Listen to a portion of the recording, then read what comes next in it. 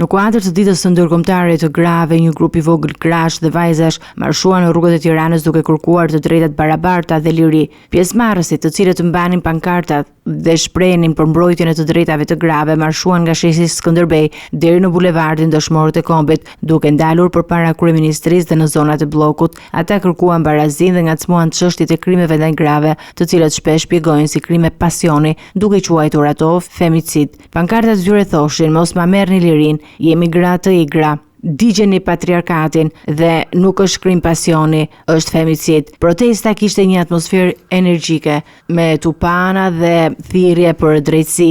Edhe disa burra u bashkuan marshimit duke mbështetur kërkesat e grave për ndryshim. 8 marsi, dita që njihet si dita e grave, shërben si një moment e reflektimi dhe angazhimi për projektet, për barazit dhe për drejtësi për të gjitha gratë pa dallim feje, race apo kultura.